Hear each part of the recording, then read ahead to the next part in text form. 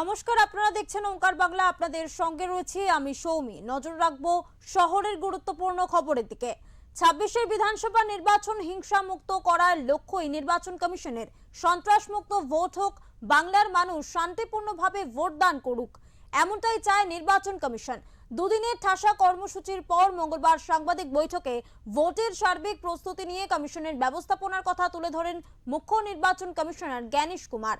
পাশাপাশি একজনও বৈধ ভোটারের নাম বাদ যাবে না বলে আশ্বাস দেন তিনি। গত রবিবার বাংলায় আসেন মুখ্য নির্বাচন কমিশনার জ্ঞানেশ কুমার সহ নির্বাচন কমিশনের ফুল বেঞ্চ। সোমবার থেকে দফায় দফায় বৈঠক করেন আধিকারিকরা। রাজ্যের রাজনৈতিক দলগুলির সঙ্গেও বৈঠক হয়েছে। তারপরেই মঙ্গলবার সাংবাদিকদের মুখোমুখি হন মুখ্য নির্বাচন কমিশনার জ্ঞানেশ কুমার। কমিশনের মতে রাজ্যের আইন শৃঙ্খলা পরিস্থিতি তুলনামূলকভাবে সন্তোষজনক। এই পরিস্থিতিতে জ্ঞানেশের বার্তা, পশ্চিমবঙ্গে অবাধ এবং শান্তিপূর্ণ ভোট হবে, কোনো উস্কানি বরদাস্ত করা হবে না। I appeal to all the voters of West Bengal, पश्चिम बंगाल के सभी मतदाताओं से चुनाव आयोग यह आह्वान करता है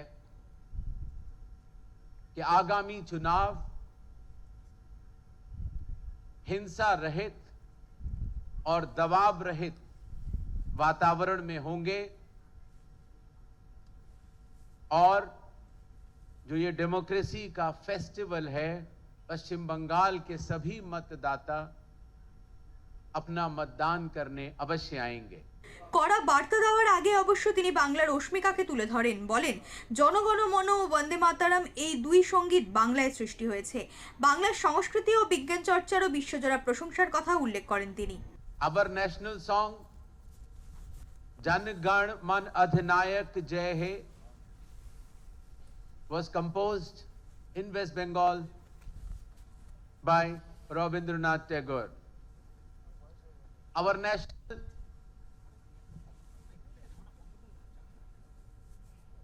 song Vande Mataram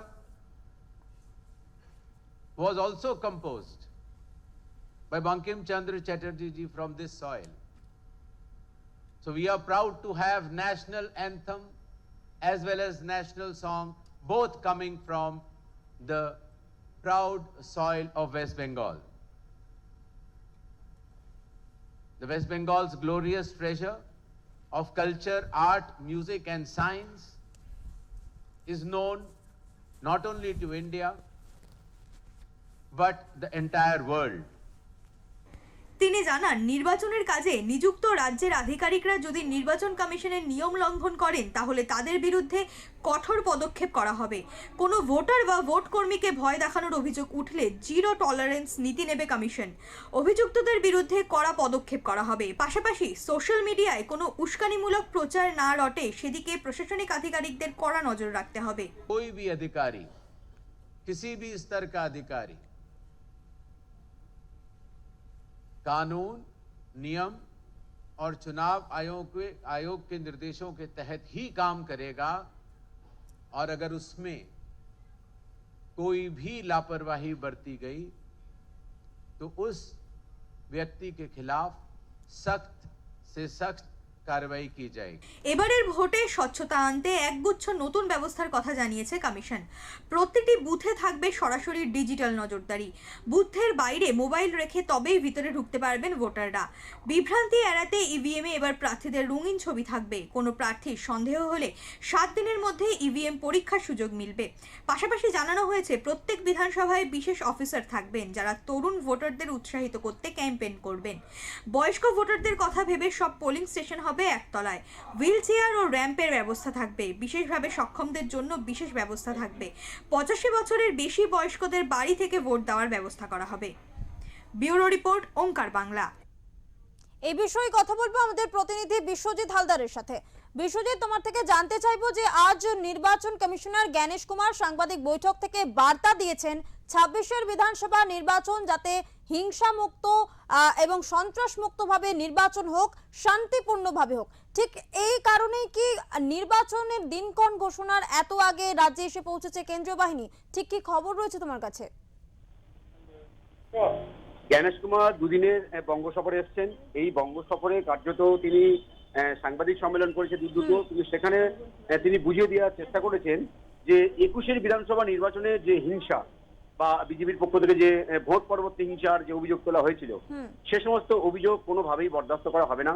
26-এর বিধানসভা নির্বাচনে কোনো ধরনের যেন অশান্তির ঘটনা না ঘটে, সেজন্য কিন্তু সেই বৈঠকে আজকে জ্ঞানেশ কুমার কিন্তু জেলা শাসক এবং জেলা পুলিশ সুপারদের সঙ্গে বৈঠক করেছেন এবং বৈঠকে স্পষ্ট বার্তা দিয়েছেন যে কোনোভাবেই যেন অশান্তি এর খবর যেন না আসে। যদি অশান্তি হয় তাহলে কিন্তু জেলা শাসক এবং পুলিশ সুপারদের বিরুদ্ধে কিন্তু কড়া ব্যবস্থা নেওয়া হবে।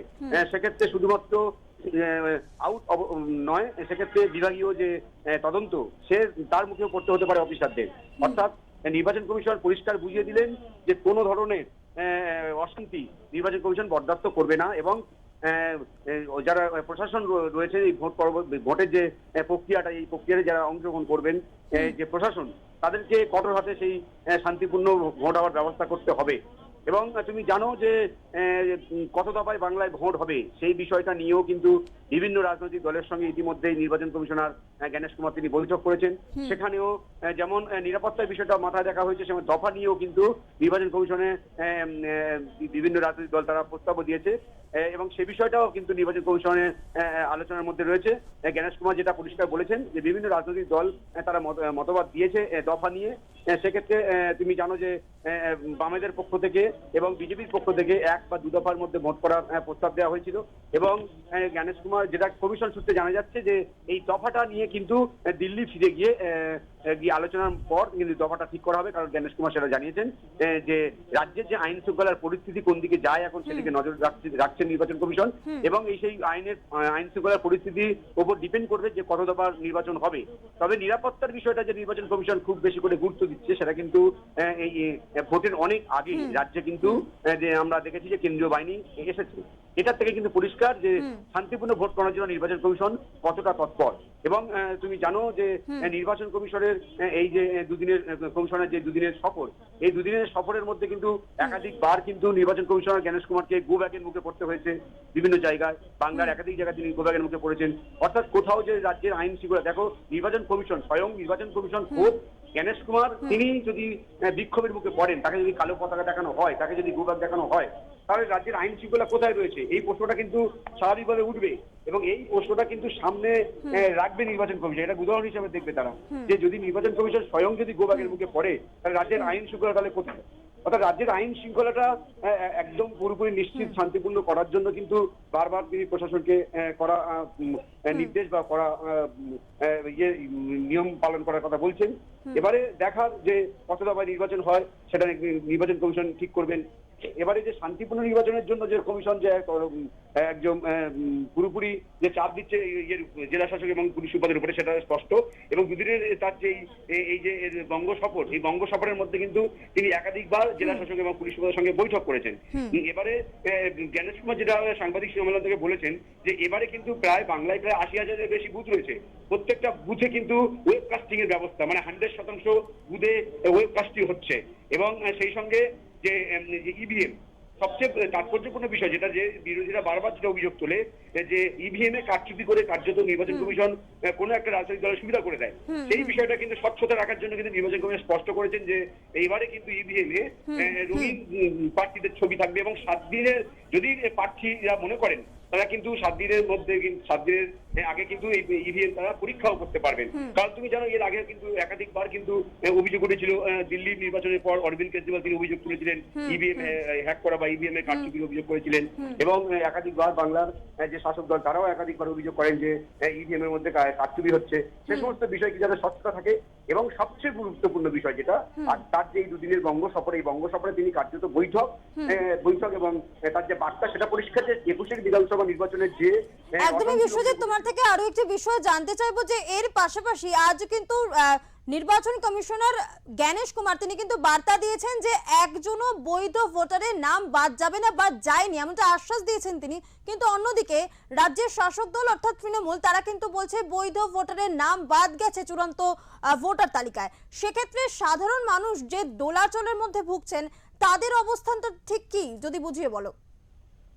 একদম দেখো, জ্ঞানেশ কুমার যখন বঙ্গোপসাগরে আসছেন ঠিক তখন কিন্তু এসআইআর নিয়ে কিন্তু একটা চরম বিতর্ক রয়েছে।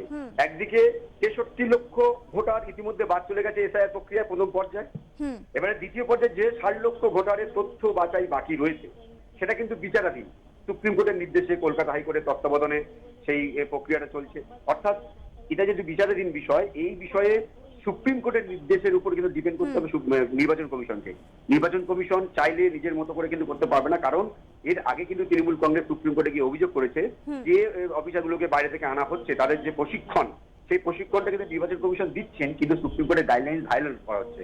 অর্থাৎ সুপ্রিম কোর্টের গাইডলাইনে যেহেতু হচ্ছে সেহেতু এই বিষয়টা নিয়ে কিন্তু নির্বাচন কমিশনের খুব একটা কিছু বলার থাকে না। এর পরবর্তী সময়ে সুপ্রিম কোর্ট কি নির্দেশ দেন তার উপর কিন্তু তাকিয়ে রয়েছে রাজনৈতিক মহল এবং নির্বাচন কমিশন। তারা পরবর্তী কি সিদ্ধান্ত নেবেন। তবে তৃণমূল কংগ্রেসের পক্ষ থেকে যে অভিযোগটা বারবার করা হচ্ছে যে একাধিক বৈধ ভোটার বাদ চলে গেছে এবং জানো মমতা বন্দ্যোপাধ্যায় ধর্নায় বসেছে ধর্মতলায়, এবং সেখানে আমরা দেখেছি মমতা বন্দ্যোপাধ্যায় নিজেই তিনি একাধিক ভোটারকে তারা তথ্য সমেত দাঁড় করিয়ে রেখে বলেছেন যে এরা কিন্তু সবাই জীবিত, কিন্তু নির্বাচন কমিশনের তালিকায় তারা কিন্তু মৃত বলে দেখানো হয়েছে। এই বিষয়টা কিন্তু নির্বাচন কমিশন প্রশ্ন করেছেন যে যদি এরকম ধরনের ছোটখাটো ভুল হয়ে থাকে সেটা কিন্তু 6 নম্বর বা 7 নম্বর ফর্ম ফিল আপ করার মধ্যে দিয়ে তারা কিন্তু আবার ভোটার হতে পারবেন। এবং কমিশন সূত্রে যেটা জানা যাচ্ছে ইতিমধ্যেই কিন্তু এমন অভিযোগের কিন্তু শুনানিও হয়েছে এবং তাদের নামও ভোটার একাধিক ভোটার যারা রয়েছে তাদের মৃত বলে দেখানো হয়েছিল, কিন্তু তারা পরবর্তী সময় আবার নির্বাচন কমিশন তাদের তথ্য তাদের ভোটার তালিকায় উঠেছে। অর্থাৎ এই যে এসআইআর নিয়ে যে রাজনৈতিক টানাপোড়েন বা এই যে চর্চা চলছে এর মাঝখানে জ্ঞানেশ কুমারের এই আশা এবং পরবর্তীতে সুপ্রিম কোর্টের কি সিদ্ধান্ত সেদিকে অবশ্যই তাকিয়ে রাখতে হবে। সৌমি, ধন্যবাদ বিশ্বজিৎ। আজ সাংবাদিক বৈঠক থেকে মুখ্য নির্বাচন কমিশনার জ্ঞানেশ কুমার তিনি বার্তা দিয়েছেন যে 26-এর বিধানসভা নির্বাচন হিংসা মুক্ত করার লক্ষ্যই নির্বাচন কমিশনের, অর্থাৎ সন্ত্রাস মুক্ত ভোট হোক, বাংলার মানুষ শান্তিপূর্ণভাবে ভোট দান করুন, এমনটাই চায় নির্বাচন কমিশনার।